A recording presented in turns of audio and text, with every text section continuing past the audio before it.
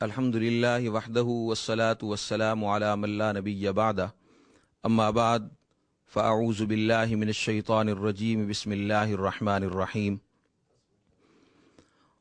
وما خلقت الجن والانس الا لیعبدون صدق اللہ العظیم وصدق رسولہ النبی الکریم ونحن علی ذلک لمن الشاہدین والشاکرین والحمدللہ رب العالمین۔ یا ربی صلی وسلم دائما ابدا علی حبیبک خیر الخلق کلہم۔ اس آیت کریمہ میں اللہ تبارک و تعالی نے اہل اسلام کو ایک اہم عنوان کی طرف متوجہ فرمایا۔ باری تعالیٰ کا ارشاد ہے کہ میں نے جنوں اور انسانوں کو صرف اپنی عبادت کے لیے پیدا کیا ہے۔ یہاں ایک نقطہ انتہائی قابل غور ہے۔ دنیا میں کوئی بھی کام بے مقصد نہیں کیا جاتا ہے۔ ہم چھوٹے سے چھوٹے کام سے لے کر بڑے کام تک اگر دنیا کا جائزہ لیں تو ایک تنکا بھی بغیر مقصد کے اس دنیا میں نہیں آیا۔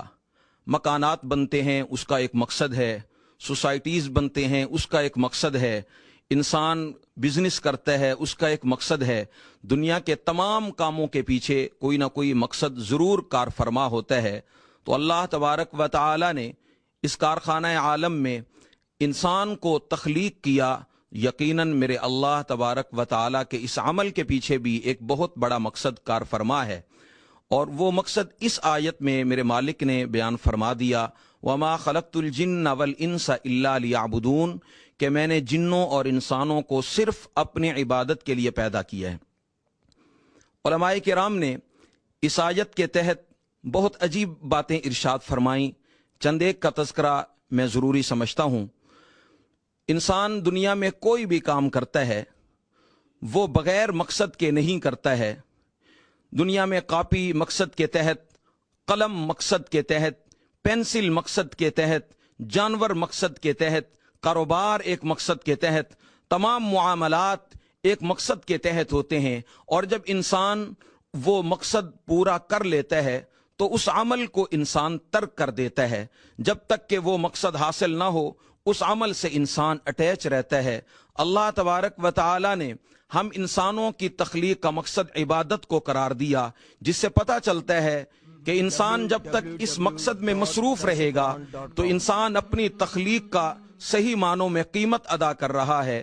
ہم پیدا ہوئے، ہم نے اگر نماز پڑھی، ہم نے روزہ رکھا، ہم نے حج کیا، ہم نے زکوٰۃ دی، اللہ تبارک و تعالیٰ کی ہر فرما برداری کی، نبی کریم صلی اللہ علیہ وسلم کے مبارک طریقوں اور سنتوں پر اگر ہم نے عمل کیا تو اس کا مقصد ہے، مطلب یہ ہے کہ ہم اپنے تخلیق کے مقاصد کو پورا کر رہے ہیں، اور ہمارا جینا یقیناً ایک فائدہ مند چیز ہے۔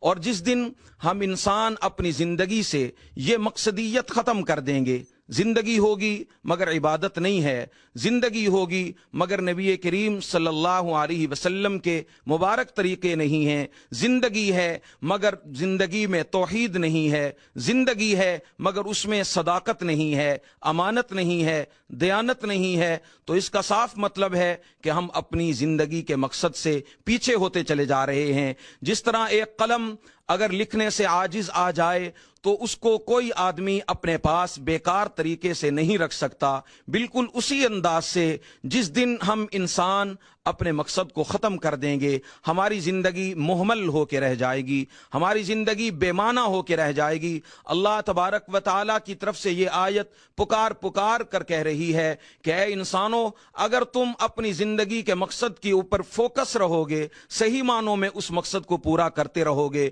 تمہارا بچپن، تمہارا لڑکپن، جوانی، بڑھاپا، زندگی کے تمام اسٹیج کارگر ہوں گے، فائدہ مند ہوں گے۔ اور جس دن ہماری زندگی سے اللہ تبارک و تعالیٰ کی بندگی کا مقصد ختم ہو گیا، یقینی بات یہی ہے کہ ہماری زندگی پھیکی ہو جائے گی، ہماری زندگی میں وہ رنگ نہیں ہوگا۔